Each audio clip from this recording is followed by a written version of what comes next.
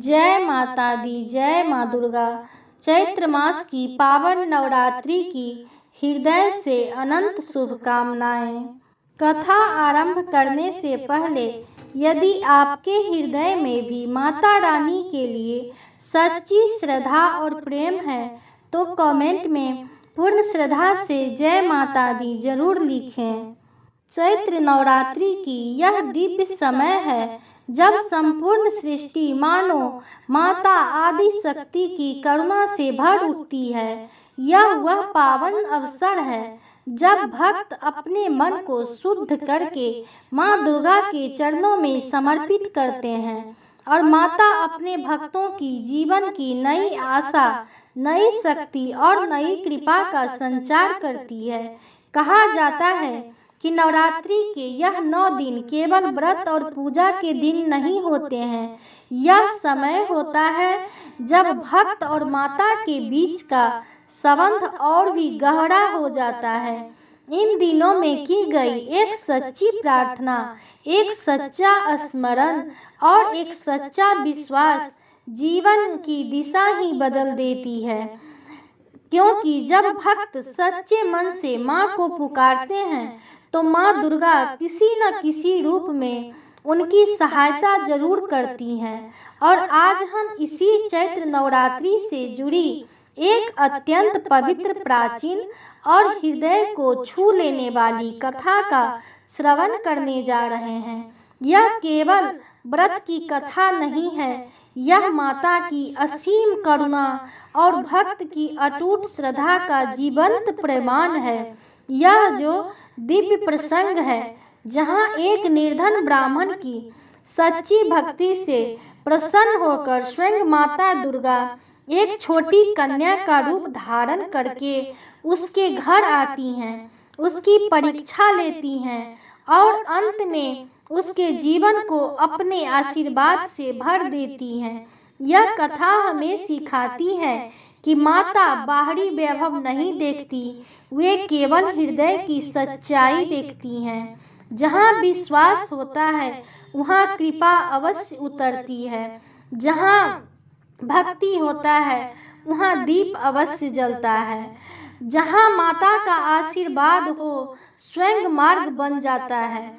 इसलिए भक्तों, जब आप यह कथा सुने तो केवल शब्द ना सुने, अपने मन को उस प्राचीन समय में ले जाइए, उस छोटे से घर को अनुभव कीजिए जहाँ दीपक की शांत लो जल रही है, जहाँ नवरात्रि के 9 दिन धीरे धीरे अंकुरित हो रहे हैं और जहाँ एक साधारण सा घर माता की दिव्य लीला का साक्षी बनने वाला है।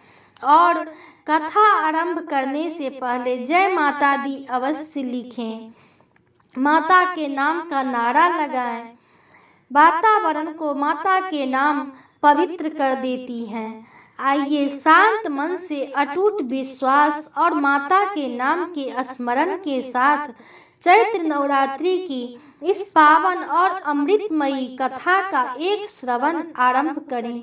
बहुत समय पहले की बात है कि एक प्राचीन नगर में अत्यंत निर्धन ब्राह्मण रहते थे।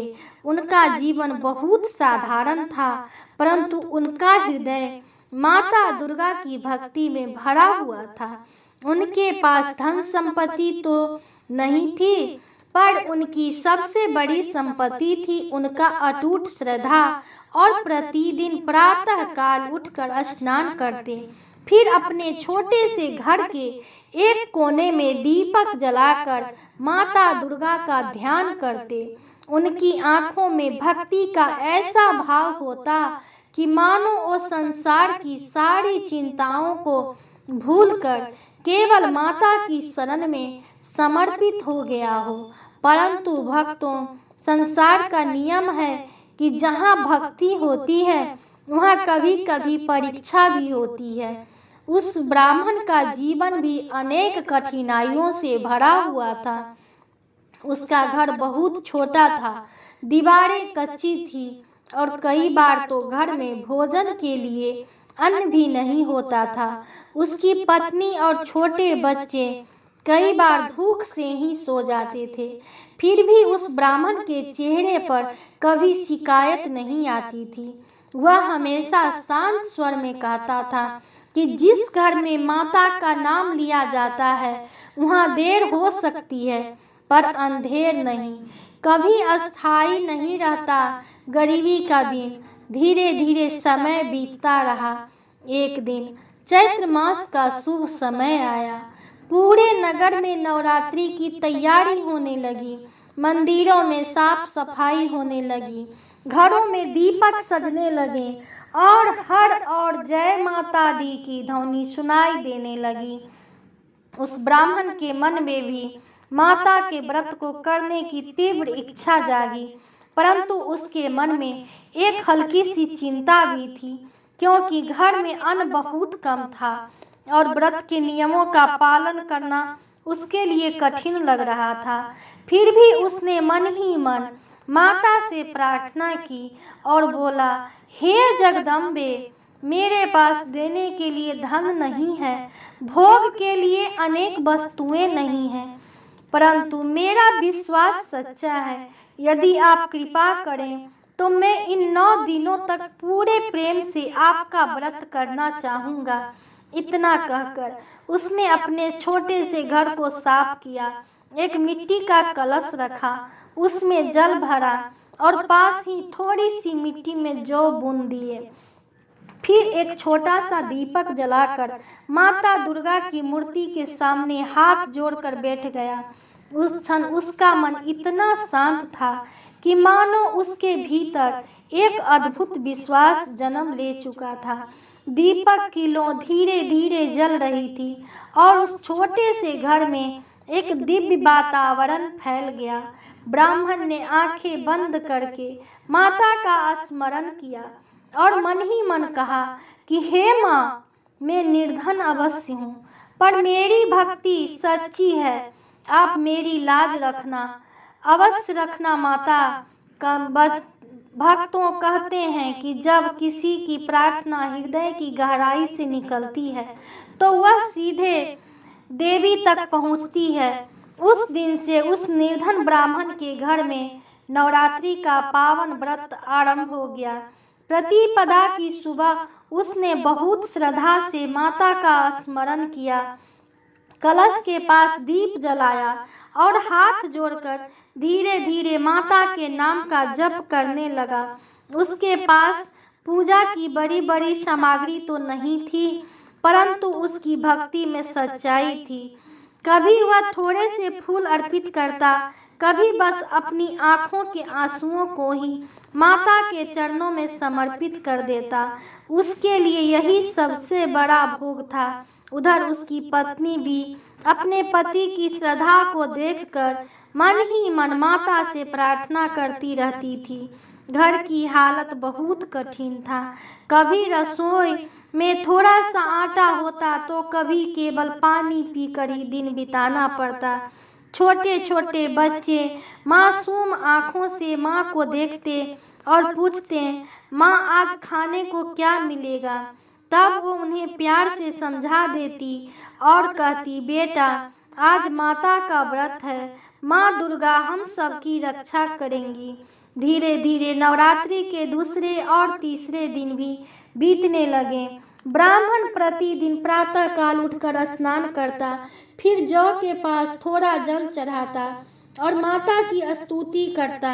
आश्चर्य की बात यह थी कि उन जौ के छोटे छोटे अंकुर बहुत जल्दी हरे होने लगे थे, मानो उनमें किसी अदृश्य कृपा हो की ऊर्जा समाई हो।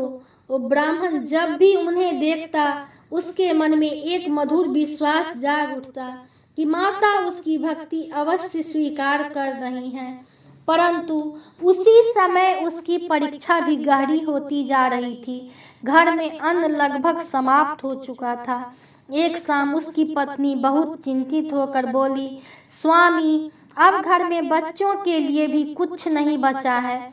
हम तो व्रत कर लेंगे, पर इन मासूमों का क्या होगा? ब्राह्मण कुछ शांत रहा, फिर बहुत कोमल स्वर में बोला, चिंता मत करो, जो माता संसार का पालन करती है वही हम पर कृपा भी बरसाएंगी, उन्हीं का सहारा मिलेगा। उसी रात दीपक की लौ धीमे धीमे जल रही थी और घर में गहरी शांति छाई हुई थी। तभी दरवाजे के पास किसी के हल्के कदमों की आहट सुनाई दी, मानो कोई बहुत कोमल पांवों से धीरे धीरे चलकर वहां आया हो। ब्राह्मण ने दरवाजे की ओर देखा। वहां एक छोटी सी कन्या खड़ी थी। उसकी आयु 7 वर्ष के करीब रही होगी।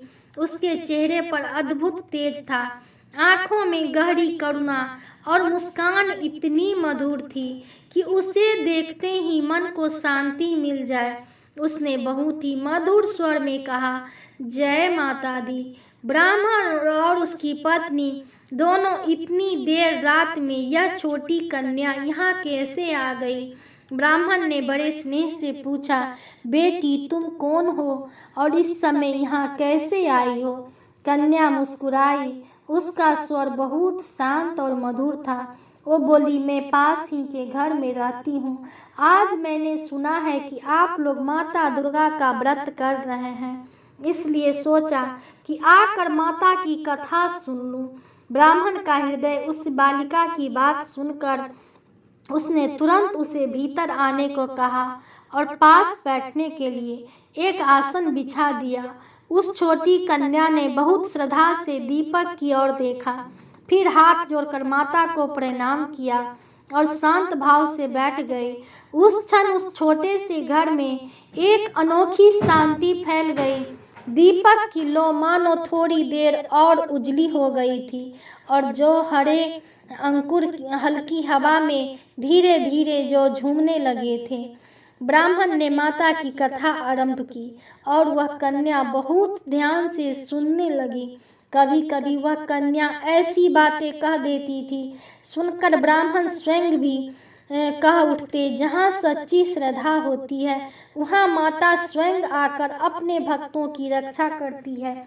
उसकी आवाज़ इतनी गहराई में थी, लगता था जैसे कोई साधारण बालिका नहीं बल्कि कोई बहुत दिव्य आत्मा बोल रही हो। धीरे धीरे रात बीत गई। जब कथा समाप्त हुई तो वह कन्या उठकर जाने लगी। जाते जाते उसने ब्राह्मण की ओर देखा और मुस्कुरा कर बोली, आप चिंता मत कीजिए, माँ अपने भक्तों की लाज अवश्य रखती हैं। यह कहकर वो धीरे धीरे अंधेरे में ओझल हो गई और ब्राह्मण और उसकी पत्नी कुछ क्षण तक वहीं खड़े रह गए।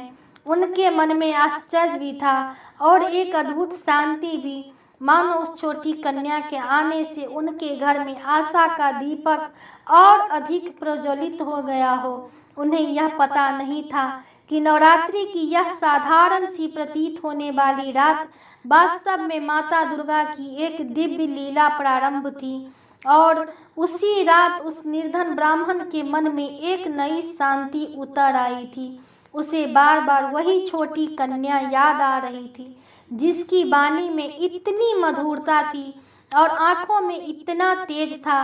वो सोचने लगे कि ये छोटी बालिका इतनी गहरी बातें कैसे कर सकती है। परंतु फिर उसने मन ही मन सोचा, शायद माता ने ही उसे मेरे घर आने का साहस बढ़ाने के लिए भेजा होगा। ऐसा सोचकर उसने अपने मन को शांत किया और माता के चरणों में प्रणाम करके सो गया। अगली सुबह जब ब्राह्मण ने स्नान करके पूजा आरंभ की तो उसने देखा कि कलश के पास बोए गए जो और भी हरे भरे हो गए हैं। छोटे छोटे अंकुर उसमें आ गई हैं, मानो नई ऊर्जा से भर उठे थे। वो उन्हें देखकर उसके मन में एक ही विचार आया, यह सब माता की कृपा का संकेत है। उसने दोनों हाथ जोड़कर माता को प्रणाम किया और धीरे धीरे दुर्गा स्तुति का पाठ करने लगा। दिन धीरे धीरे बीत रहा था। घर की स्थिति अभी भी कठिन थी। बच्चों ने सुबह से कुछ भी नहीं खाया था, परंतु फिर भी घर में एक अजीब सी शांति बनी हुई थी।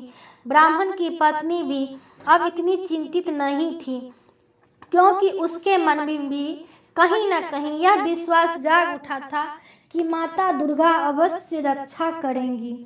उसी संध्या के समय जब ब्राह्मण दीपक जलाकर माता की आरती करने लगा, तभी दरवाजे पर फिर वही हल्की सी आहट सुनाई दी, जैसे कोमल पांवों से धीरे धीरे चलता हुआ कोई आ रहा हो। ब्राह्मण ने मुड़कर देखा, उसके चेहरे पर मुस्कान आ गई। वही छोटी कन्या फिर दरवाजे पर खड़ी थी। उसने आते ही बहुत मधुर स्वर में कहा कि जय माता दी। उसके हाथ में इस बार एक छोटा सा टोकरी जैसा पात्र था, जिसमें कुछ फल रखे हुए थे। वो भीतर आई और बहुत सरलता से बोली, आज मैं माता के लिए थोड़ा सा फल लाई हूँ। ब्राह्मण और उसकी पत्नी दोनों, उनके घर में तो कई दिनों से फल नहीं आए थे, और यह छोटी बालिका इतनी सहजता से उन्हें माता के चरणों में अर्पित कर रही थी। ब्राह्मण ने विनम्रता से कहा, बेटी, तुम इतनी छोटी हो, तुम्हें यह सब लाने की क्या जरूरत थी? कन्या हल्का सा मुस्कुराई, और उसकी मुस्कान में ऐसी करुणा थी कि मन अपने आप शांत हो जाए। वो बोली, जब किसी घर में माता का व्रत होता है तो वहाँ कुछ न कुछ अर्पित करना ही चाहिए। यह तो माता का ही प्रसाद है। उसके शब्द सुनकर ब्राह्मण की आंखें नम हो गई। उसने उन फलों को माता के चरणों में रखा और श्रद्धा से प्रणाम किया। उसी दिन की पूजा कुछ और ही भाव से हुई। दीपक की लौ और अधिक उजली लग रही थी, और उस छोटे से घर में मानो कोई अदृश्य दिव्यता उतर आई थी। कथा सुनने के लिए वह कन्या फिर उसी स्थान पर बैठ गई, और ब्राह्मण ने माता का दुर्गा की महिमा का वर्णन करना आरंभ कर दिया।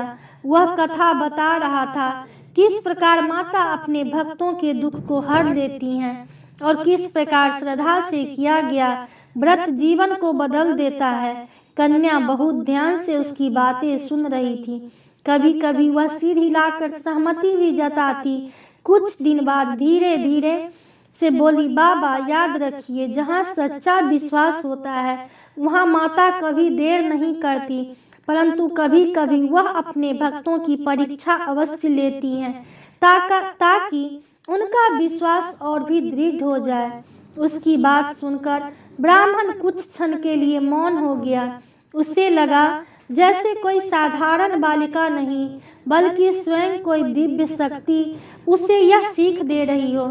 उसकी पत्नी भी आश्चर्य से उस कन्या को देख रही थी। उसके मन में बार बार यह प्रश्न उठ रहा था कि आखिर यह बालिका है कौन। धीरे धीरे रात गहराने लगी। कथा समाप्त होने पर कन्या उठी और जाने लगी। जाते जाते उसने एक बार फिर उस घर को देखा। उसकी आंखों में एक अजीब सी ममता थी। उसने बहुत कोमल स्वर में कहा, धैर्य रखिए, नवरात्रि अभी बाकी है, माँ की कृपा धीरे धीरे प्रकट होती है। इतना कहकर वह बालिका चली गई। छोटी कन्या धीरे धीरे अंधेरे में चली गई। ब्राह्मण कुछ क्षण तक दरवाजे पर खड़ा उसे जाते देखता रहा। उसके मन में अब कोई संशय नहीं था, बल्कि एक नया विश्वास जन्म ले चुका था। मानो उस नन्ही बालिका के शब्दों ने उसके हृदय में आशा का एक दीप जला दिया हो। उस रात ब्राह्मण ने बहुत शांति से माता का स्मरण किया। दीपक की लौ धीरे धीरे जलती रही, और उसके मन में एक ही भाव उठता रहा, माता अपने भक्तों को कभी अकेला नहीं छोड़ती। और फिर नवरात्रि के वे पावन दिन धीरे धीरे आगे बढ़ने लगे। हर सुबह जब सूरज की पहली किरण उस छोटे से आंगन में उतरती, तो ब्राह्मण सबसे पहले माता के चरणों में दीपक जलाता। कलश के पास बोए गए जौ दिन प्रतिदिन और भी हरे भरे होकर ऊपर उठने लगे थे, मानो इनमें भी माता की कृपा की हरियाली बस गई हो। घर की गरीबी अब भी वैसी ही थी, परंतु उस घर का वातावरण बदल चुका था। पहले जहाँ चिंता और अभाव का बोझ महसूस होता था, वहीं अब एक अद्भुत शांति और विश्वास बस गया था। ऐसा लगता था मानो माता की अदृश्य छाया उस घर को अपने स्नेह से ढक कर रखे हुए हो। और उधर उस छोटी कन्या का प्रतिदिन आना अब उस घर की सबसे सुखद प्रतीक्षा बन चुका था। जैसे ही संध्या का समय आता, ब्राह्मण के छोटे छोटे बच्चे दरवाजे की ओर देखने लगते। उन्हें विश्वास था कि थोड़ी ही देर में वो प्यारी सी दीदी जय माता दी कहती हुई भीतर आएंगी। सचमुच कुछ ही देर बाद वही कोमल आहट सुनाई देती और वह बालिका मुस्कुराती हुई दरवाजे पर खड़ी दिखाई देती। और श्रद्धालुओं, उस दिन भी वही हुआ। कन्या धीरे धीरे अंदर आई। उसके चेहरे पर वही दिव्य शांति थी। उसने आते ही माता को प्रणाम किया और बोली, आज जो कितने सुंदर हो गए हैं, देखिए, मानो माता की कृपा बरस रही हो, इस पर झलक रही हो। ब्राह्मण ने जब उन जौ को देखा तो उसका मन सचमुच आनंद से भर उठा। इतने कम दिनों में वे इतने हरे भरे हो गए थे कि लगता था जैसे उनमें जीवन की नई शक्ति प्रवाहित हो रही हो। धीरे धीरे वह कन्या बच्चों के पास बैठ गई और उसने स्नेह से सहलाया और बहुत प्रेम से बोली, भूख लगी है क्या? पहले बच्चे तो संकोच में चुप रहे, फिर हल्के से सिर हिला दिए। यह देखकर कन्या ने अपनी छोटी सी पोटली खोली। उसमें कुछ मीठे फल और थोड़ी मिश्री थी। उसने बड़े प्रेम से वह सब बच्चों को दे दिया। बच्चों के चेहरे पर जो खुशी आई उसे देखकर ब्राह्मण और उसकी पत्नी की आंखें भर आई। वे सोचने लगे कि यह छोटी सी बालिका हर दिन कुछ न कुछ लेकर कैसे आ जाती है, परंतु कन्या की सहजता इतनी स्वाभाविक थी कि वे उससे अधिक प्रश्न भी नहीं कर पाते। उस दिन कथा आरंभ होने से पहले कन्या ने स्वयं ही बहुत सुंदर शब्दों में माता की महिमा का स्मरण किया। उसने कहा, माँ दुर्गा केवल भक्ति ही नहीं है, वे ममता भी हैं। जब कोई भक्त सच्चे मन से उनका नाम लेता है तो माँ उसके जीवन के अंधेरे को धीरे धीरे प्रकाश में बदल देती है। जैसे रात के बाद दिन अवश्य आता है, वैसे ही भक्ति के बाद कृपा अवश्य आती है। उसकी बात सुनकर ब्राह्मण का हृदय भर आया। उसे लगा जैसे यह छोटी कन्या कोई साधारण बालिका नहीं, बल्कि माता की ही दया का संदेश लेकर आई हो। फिर कथा आरंभ हुई। ब्राह्मण माता की महिमा गाने लगा और कन्या बहुत ध्यान से सुनती रही। दीपक की लौ उस दिन कुछ अलग ही लग रही थी। बिना तेल चढ़ाए भी वह देर तक जल रही थी। शांत और स्थिर जलती रही दीपक। ब्राह्मण की पत्नी ने यह देखकर आश्चर्य से दीपक को देखा, परंतु फिर मन ही मन माता को प्रणाम कर लिया। धीरे धीरे रात गहराने लगी।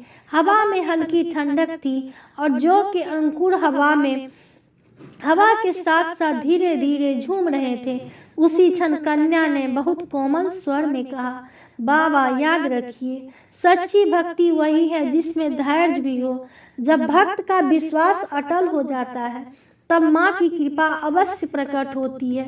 उसकी वाणी इतनी मधुर और इतनी गहरी थी कि वह बात सीधे हृदय में उतर गई।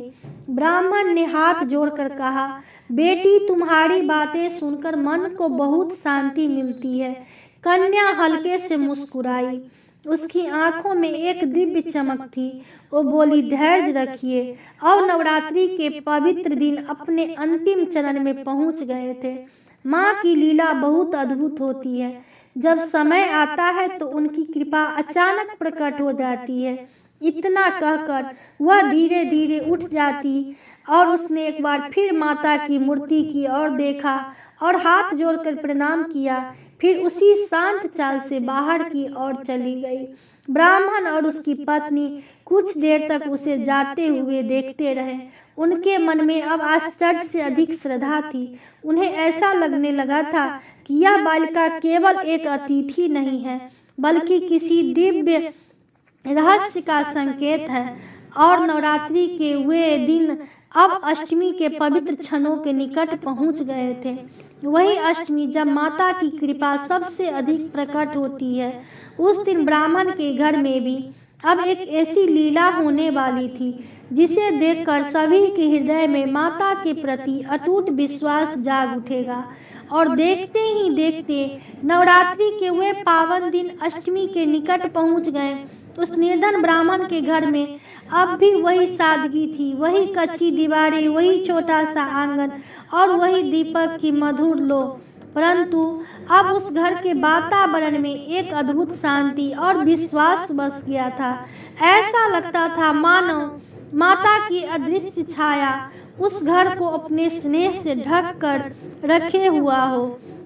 अष्टमी की सुबह जब ब्राह्मण ने स्नान करके पूजा आरंभ की तो उसके मन में एक नई भावना उठी। वह सोचने लगा कि आज अष्टमी है, आज कन्या पूजन करना चाहिए। शास्त्रों में कहा गया है कि इस दिन छोटी कन्याओं को माता का स्वरूप मानकर पूजा करना चाहिए, पूजन किया जाता है। परंतु उसी क्षण उसके मन में एक पीड़ा भी उठी, क्योंकि घर में भोजन बनाने के लिए कुछ भी नहीं था। वो कुछ क्षण मौन बैठा रहा। दीपक की लौ धीरे धीरे जल रही थी और जो अंकुरित होते जा रहे थे हल्की हल्की हवा में झूम रहे थे। ब्राह्मण ने आंखें बंद कर ली और बहुत भावुक होकर माता से प्रार्थना करने लगा कि हे जगदम्बे, आज अष्टमी का दिन है। शास्त्रों के अनुसार कन्या पूजन करना मेरा कर्तव्य है, परंतु मेरे पास तो अन्न का एक भी दाना नहीं है। माँ, मैं आपकी शरण में हूँ। यदि मेरी भक्ति सच्ची है तो मेरी लाज अवश्य रखिए। उसकी आंखों से आंसू धीरे धीरे बहने लगे थे। उसकी पत्नी भी पास खड़ी थी, वह भी मन ही मन माता से प्रार्थना कर रही थी। घर में गहरी शांति छाई हुई थी, मानो सब कुछ उस क्षण किसी अदृश्य उत्तर की प्रतीक्षा कर रहा हो। उसी समय अचानक दरवाजे के पास वही परिचित आहट सुनाई दी, जैसे कोई पांव कोमल पांव से धीरे धीरे चलकर आ रहा हो। ब्राह्मण ने सिर उठाकर देखा। उसके चेहरे पर आश्चर्य और प्रसन्नता के एक साथ झलक थी। वही छोटी सी बालिका कन्या दरवाजे पर खड़ी थी। उसके चेहरे पर आज भी पहले से अधिक दिव्य तेज था। उसने आते ही मधुर स्वर में फिर से कहा, जय माता दी। ब्राह्मण ने उसे देखते ही हाथ जोड़ दिए। उस क्षण उसके मन में अजीब सी श्रद्धा जाग उठी थी। कन्या भीतर आई और सहज स्वर में बोली, बाबा, आज अष्टमी है, क्या आप कन्या पूजन नहीं करेंगे? ब्राह्मण की आंखों में आंसू आ गए और बहुत विनम्र स्वर में बोला, बेटी, इच्छा तो बहुत है, परंतु मेरे घर में भोजन बनाने के लिए कुछ भी नहीं है। मैं सोच रहा था कि आज माता से क्षमा मांग लूं। कन्या हल्के से मुस्कुराई। उसकी मुस्कान में अद्भुत विश्वास था। वो बोली, जब घर में सच्ची भक्ति हो तब माँ कभी कभी अपने भक्त को निराश नहीं करती। आप चिंता मत कीजिए, सब व्यवस्था हो जाएगी। इतना कहकर वह कुछ क्षण शांत खड़ी रही। उसी समय एक अद्भुत घटना घटी। ब्राह्मण की पत्नी ने देखा कि रसोई के कोने से कुछ पात्र रखे हुए हैं जो पहले खाली थे। जब उसने उन्हें खोला तो आश्चर्य से उसकी आंखें भर गईं। उनमें आटा, चना, घी और मिठाई बनाने की सामग्री भरी हुई थी। वो दौड़कर बाहर आई और विस्मय से बोली, स्वामी देखिए, यह सब कैसे आ गया? ब्राह्मण स्वयं भी स्तब्ध रह गया। उसकी आंखों में आंसू भर आए। उसने तुरंत माता को प्रणाम किया और मन ही मन कहा, हे माता, आपकी लीला सचमुच अद्भुत है। थोड़ी ही देर में भोजन तैयार हो गया। उसी समय कुछ छोटी छोटी कन्याएं भी वहां पहुंची। मानो किसी अदृश्य संकेत से वे उस घर की ओर खींची चली आई हो। ब्राह्मण और उसकी पत्नी ने बहुत श्रद्धा से उनका पूजन किया, उनके चरण धोए, उन्हें भोजन कराया और आशीर्वाद लिया। सबसे अंत में वह रहस्यमयी घटना, छोटी कन्या भी उनके सामने खड़ी थी। ब्राह्मण ने अत्यंत प्रेम और श्रद्धा से उसके चरणों में भी जल डाला और उसे भी भोजन परोसा। कन्या ने शांत भाव से भोजन ग्रहण किया और उसके चेहरे पर एक दिव्य मुस्कान थी। भोजन समाप्त होने के बाद अचानक उस छोटे से घर में एक अद्भुत प्रकाश फैलने लगा। दीपक की लौ मानो हजारों किरणों में बदल गई। ब्राह्मण और उसकी पत्नी ने विस्मय से चारों ओर देखा। उसी क्षण वो छोटी सी कन्या धीरे धीरे प्रकाश से गिरने लगी। उसके साधारण वस्त्र मानो दिव्य आभा में बदल गए और देखते ही देखते वो कन्या एक अद्भुत तेजस्वी रूप में प्रकट हो गई। ब्राह्मण और उसकी पत्नी समझ गए वो कोई साधारण बालिका नहीं थी, वह स्वयं माता दुर्गा थी, जिन्होंने अपने भक्त की परीक्षा लेने के लिए कन्या का रूप धारण किया था। उस क्षण दोनों पति पत्नी भाव विह्वल होकर भूमि पर गिर पड़े और माता के चरणों में प्रणाम करने लगे। और उस दिव्य प्रकाश से भरे क्षण में वो छोटा सा घर मानो मंदिर बन गया था। जहाँ कुछ देर पहले साधारण दीपक की लौ जल रही थी, वहीं अब चारों ओर अद्भुत तेज फैल गया था। ब्राह्मण और उसकी पत्नी भूमि पर झुके हुए थे, उनके हृदय भक्ति से भर उठे थे और आंखों में आंसू निरंतर बह रहे थे।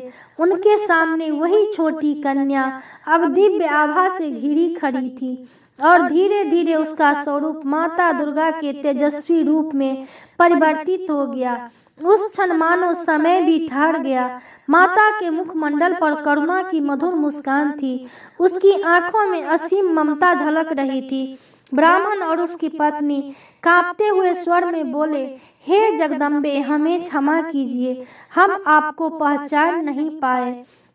आप स्वयं हमारे घर आई और हम आपको एक साधारण बालिका समझते रहे। माता ने बहुत कोमल स्वर में कहा, उठो मेरे भक्तों, सच्ची भक्ति में पहचान की आवश्यकता नहीं होती।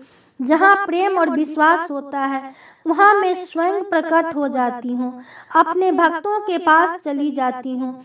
उनकी वाणी इतनी मधुर थी कि वह धीरे धीरे हृदय में उतर जाती थी। ब्राह्मण और उसकी पत्नी धीरे धीरे उठे, परंतु उसके हाथ अब भी श्रद्धा से जुड़े हुए थे। उसके मन में केवल एक ही भावना थी, कृतज्ञता माता थी। आगे कहा, तुमने इन 9 दिनों में जो व्रत किया वह केवल नियमों से नहीं बल्कि सच्चे हृदय से किया। तुम्हारे घर में धन नहीं था, भोग की अनेक वस्तुएं नहीं थी, परंतु तुम्हारा विश्वास अटल था। याद रखो, जो सच्चा भक्त होता है, विश्वास ही सबसे बड़ा भोग होता है माता के लिए। उनके शब्द सुनकर ब्राह्मण की आंखों में आंसू बहने लगे। उसने हाथ जोड़कर कहा, हे माता, हमने तो केवल आपका नाम लिया है, जो कुछ हुआ है वह आपकी कृपा है। माता मुस्कुराई, उन्होंने अपने करुणामय हाथ आशीर्वाद के रूप में उठाए और बोली, तुम्हारी भक्ति से मैं अत्यंत प्रसन्न हूँ। आज से तुम्हारे घर में कभी अन्न की कमी नहीं होगी। तुम्हारे जीवन में सुख, शांति और सम्मान का प्रकाश बना रहेगा। और जो भी भक्त सच्चा और धैर्य के साथ नवरात्रि का व्रत करेगा, उसकी भी मैं इसी प्रकार रक्षा करूंगी। उनके आशीर्वाद के साथ ही मानो उस घर में नई ऊर्जा भर गई। उसी क्षण से ब्राह्मण के जीवन की दिशा बदलने लगी। धीरे धीरे उसके घर में समृद्धि आने लगी, बच्चों के चेहरे पर मुस्कान लौट आई और उस छोटे से घर में हमेशा माता के नाम की ध्वनि गूंजने लगी। माता ने अंत में अत्यंत प्रेम से कहा, मेरे भक्तों, याद रखो, नवरात्रि का व्रत केवल उपवास का नाम नहीं है, यह विश्वास, धैर्य और सेवा का मार्ग है। जो भक्त सच्चे मन से इन 9 दिनों में मेरी आराधना करता है, घर में कलश स्थापना करता है, दीपक जलाकर मेरा स्मरण करता है और कन्याओं का सम्मान करता है, उसके जीवन के दुख धीरे धीरे दूर हो जाते हैं। इतना कहकर माता का तेज धीरे धीरे शांत होने लगा। वो दिव्य प्रकाश फिर उसी दीपक की कोमल लौ में समा गया, परंतु उस घर में जो कृपा बरसी थी माता का, वो सदैव बनी रही। और यही कारण है कि चैत्र नवरात्रि के पवित्र दिनों में माता दुर्गा के 9 रूपों की पूजा अत्यंत श्रद्धा से की जाती है। इन दिनों में भक्त कलश स्थापना करते हैं, जौ बोते हैं, दीपक जलाते हैं और पूरे प्रेम से माता का स्मरण करते हैं। अष्टमी या नवमी के दिन कन्या पूजन करके माता को प्रसन्न किया जाता है, क्योंकि छोटी छोटी कन्याओं में ही माता का दिव्य स्वरूप होता है माना जाता है। और श्रद्धालु वो इस पावन कथा से हमें एक बहुत सुंदर और गहरी सीख मिलती है। संसार में धन, वैभव और शक्ति से बड़ा यदि कुछ है तो वह सच्ची श्रद्धा है। क्योंकि जब मनुष्य के हृदय में माता के प्रति विश्वास जाग जाता है, तब जीवन की सबसे कठिन राह भी धीरे धीरे सरल होने लगती है। माता दुर्गा अपने भक्तों की परीक्षा अवश्य लेती है, परंतु जो भक्त धैर्य और भक्ति का दीपक जलाए रखता है, उसकी झोली कभी खाली नहीं रहने देती है। जैसे उस निर्धन ब्राह्मण के घर में माता स्वयं प्रकट हो गई, कन्या रूप में आई और उसके विश्वास को आशीर्वाद के रूप में बदल दिया, वैसे ही माता अपने हर सच्चे भक्त के जीवन में किसी न किसी रूप में कृपा जरूर बरसाती रहती हैं। इसलिए हमारे ऋषि मुनियों ने कहा है कि जहाँ श्रद्धा का दीप जलता है, वहाँ की माँ की कृपा अवश्य होती है। माँ अपने भक्त को अवश्य खोज लेती हैं। चैत्र नवरात्रि का व्रत जो करता है, माता के 9 रूपों का स्मरण करता है और इस पवित्र कथा को भक्ति भाव से सुनता है, उसके जीवन के दुख धीरे धीरे समाप्त होने लगती है। उसके घर में शांति का प्रकाश फैलता है, उसके हृदय में माता की करुणा बरसने लगती है। तो आइए सच्चे मन से माता रानी का स्मरण